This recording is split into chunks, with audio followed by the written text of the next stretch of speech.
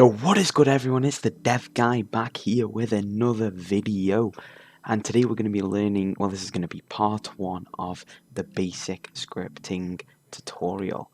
Now, I'm not sure how frequently I'm going to be releasing these, but maybe once every day or once every other day, once a week. It's probably not going to be that long, but yeah, let's get straight into the video. Today we're going to be learning the basics of scripting.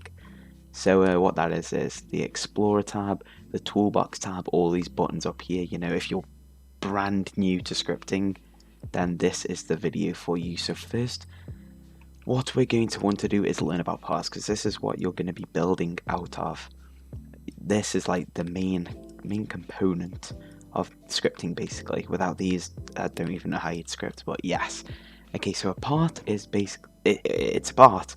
You can rename it up here. Let's just name it test part. It doesn't really matter, but whatever you name it is how you're gonna, recognize what it is in scripting and all of that stuff, and accessing it through variables, which will be in a later tutorial.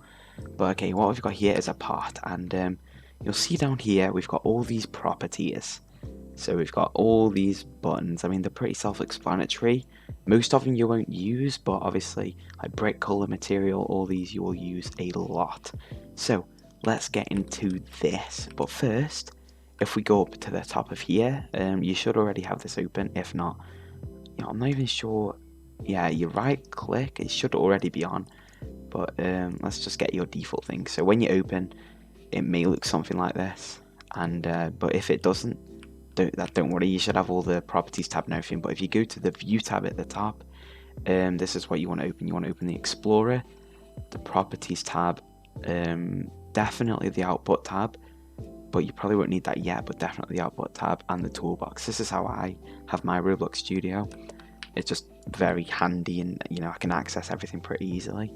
But anyway, enough talking about crap, and let's get into the scaling.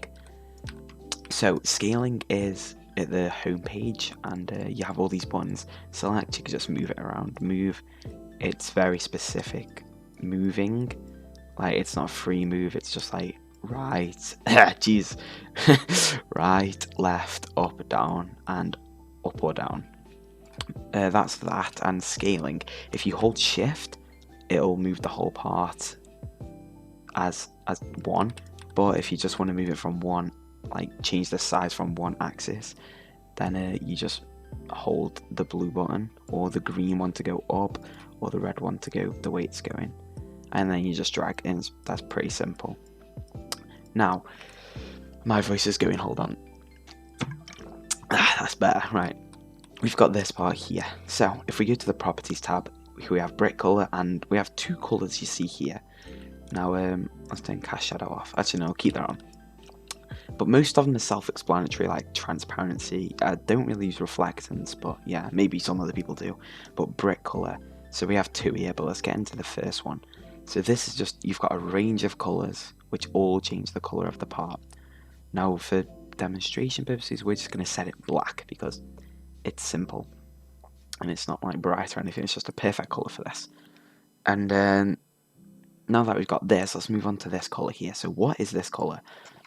So this color it's a color basically called, this is how you access the, I'm not sure what it's called, the numbers at the bottom is something hue value, or I don't know, but all these numbers make up a color. So as you can see, that's 17, 17, 17. This all makes up black. But if we move it to red, see all the numbers have changed. Now these colors, it's really easy to access in a script, but for now you can literally just select these or move around and get a very specific color that you want. That's basically what this is for, if you want a specific color. But for now, just using the brick color is pretty simple and easy to do. Next is the materials.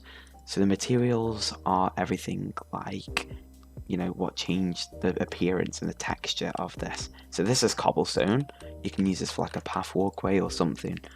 And you've got all of these different, I'm not going to go through all of them in today's video, maybe in a future video, but it's really unneeded. But we can do, there's one color, do neon here. So neon in a dark color doesn't really show, but look, if you go to red, it's like very glowy and neon-y. So if you do green, yeah, it's very bright and just amazing. So let's change that to brick. Let's just put it to brick for now. Make it simple. A red brick color, and you can build a very simple house by moving it, and yeah. But we're not going to get into that yet because this is the basics. This is for the people who've just got the Roblox Studio and want to script. So we've got the brick part here. This is how I change the color. Transparency. So it goes from 0 to 1. You can't go higher or lower. Well, you can, but it's pretty much pointless. But yeah, as you go up, the transparency goes. If you go 1, it's fully transparent. If you go 0, it's fully opaque. And halfway through, halfway transparent, you know. Very self-explanatory. And the name here, this is the name of the part, wherever you've put it. You don't really need to worry about that unless, you know, you're actually making a game, and it's just change it to wherever you want. Orientation is the rotation, so if we change that to 4, you know, it'll just rotate it, but you don't really need that. A simple way of doing it is just going to the rotate button here and moving it whichever way you want. That's just if you want a very specific rotation, or the shortcut is Ctrl and R, and that just rotates it whichever way. Ctrl and R just rotates it whenever you want. That's just a shortcut for it. Next is all of these here, the behavior properties. So can collide is it's a Boolean value, so if you tick that to true, then it can collide with other things like the player and stuff. You know, I'll demonstrate it now. So if this is true, what will happen is we'll be able to walk into it. Oh, it's all the way over here. So basically, if it's true, we will be able to walk straight into this, and yeah, see. But obviously, if it was false, we could just walk and pass straight through. I'm not going to show that because it's pretty pointless. But you'll be able to just pass through it if can collide is off. Now, can touch. So obviously, you can touch. That's mainly for like events, like touch events and stuff. So we're just going to skip that for now. Anchored. Anchored is basically, if it's true, this part cannot move unless, you know, made by a script. But a player cannot move this by walking into it, or things can't move it. It's basically just anchored, cannot move at all. But if it's untrue, unticked, it can be moved by stuff. And you know, if things are large enough for it, because it has masses, each part has a mass. But if you just hit this, then massless is off. But yeah, anchored just makes basically makes it stay in place. And the size, obviously, just change that by using scale, like we showed earlier. And yeah, this is pretty much parts of the properties of a part. So that's pretty much properties of a part. Now, the main thing is you probably want like specific things. You don't want to model your own things. So this is what the toolbox is for. So say you want a house, you can just search for a house on models, and here we go, you get a house. Now, I would be careful with these. So you can just get a house, but some of these scripts, I'd look for the ones with high likes instead of dislikes. You know, this one has a pretty high like to dislike ratio. So this one would pretty much be safe, and this one will be safe, this one will be safe, this one will be safe. But some, let's get this one in because it's more simple. Some models, I'm not going to go into it now, but some models have, like, you know, viruses in, which can completely destroy your game. So I'd only get models if you for sure know they don't have viruses in. See, if this one had load to, this one would be a very bad example because any script could be hiding in these to completely destroy your game. So if it's got loads of things like this, just I wouldn't use it unless it's got high votes. But if it's something with maybe 1 or 2 parts in, it's got low votes, you know, it doesn't really have any votes, it should be okay as long as there's no scripts in there. But yeah, now you can get like a house, or for example a sword. And when you double click this, it'll say in the starter pack. Now, what the starter pack is, this is where everyone's tools are, like the whole server. So if I was to start a server now and play, everyone who joined would have this sword. That was very loud, but everyone would have this sword in their starter pack when they spawn. That's what the starter pack is. And if we go over to here, it'll be in, oh no, not here, sorry. I think it's down here, yeah, starter pack. So this is the server starter pack. So anything that's in here will get put into the player's backpack. Wait, I'll show you now. The player's backpack here. When you equip it, it disappears because it'll go to your character, but unequip it, it'll go to your backpack. Anything that's in Star Pack will go to a player's backpack. You can literally put it has to be a tool though, and tools have to have handles, but we'll get into that in future videos, but this is just the basics. And I'm pretty sure there's one more thing that I need to show you for the basics, and that is this, the Explorer tab.